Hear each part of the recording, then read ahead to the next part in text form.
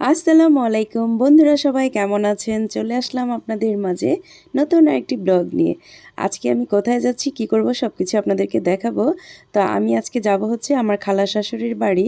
তো আমি হচ্ছে শীতলক্ষ্যা যে নদী, তো ওই নদীর নৌকা দিয়ে হচ্ছে পার হচ্ছিলাম, তো সেটা একটু দেখালাম। তারপর আমরা বাড়িতে চলে আসি। তো এসে দেখি অনেক গাছ, আর এখানে পেঁপে গাছে পেঁপে ছিল। তো এরকম অনেক গাছ ছিল, তো আমি সেগুলো একটু একটু করে দেখানোর চেষ্টা করেছি। আর এই দেখেন আমাদের পুচকি বাবা, সে আমাকে দেখে খুব লজ্জা পাচ্ছে, ওকে একটু ভিডিও করলাম। তো তারপরে এখানে যাওয়ার পরে ফ্রেশ ট্রেশ হয়ে আমার ননদকে রান্নাঘরে বসায় দিছে। কারণ হচ্ছে আমার খালা শাশুড়ি হচ্ছে একদমই একা ছিল, ওনার একটা ছেলে, তো কাজ করার মতো সেরকম লোক নাই। তো হচ্ছে আমার ননদ রান্না করেছে, আর আমরা সবাই হেল্পিং হ্যান্ড ছিলাম, মানে একটু হেল্প করছি।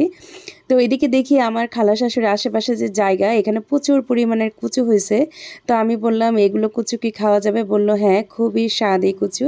তো খালাম্মা আমার জন্য হচ্ছে কাটতে চলে গেল, কচু একদম কেটে নিয়ে আসলো। তো আসলে বড় বউ বলে কথা, বউদের না আসলে অন্যরকম একটা ভালোবাসা পেলে ভালোই লাগে। তো দেখেন, সে অসুস্থ লোক ছিল, তারপরে কষ্ট করে আমার জন্য অনেক কচু কেটে নিয়ে আসছে। বলল আমি তোমাকে এগুলো একবারে সিদ্ধ করে বক্স করে দেবো, তুমি বাসায় যেয়ে যে খাবা। কারণ যেহেতু আমার কচু খাওয়াটা খুবই প্রয়োজনীয়। আর এদিকে হচ্ছে আমার মানে শাশুড়ি আম্মা আর আমার খালার শাশুড়ি আম্মা দুজনেই হচ্ছে কাটাকাটি করে ওনারা একদম প্রসেসিং করে দিছে। তো গাছে দেখি খুব মরিচ হয়েছে, কিন্তু মরিচ দেখলেই তো আমার লোভ লেগে যায়, মানে মরিচ দিয়ে আমার ভাত খেতে হবে।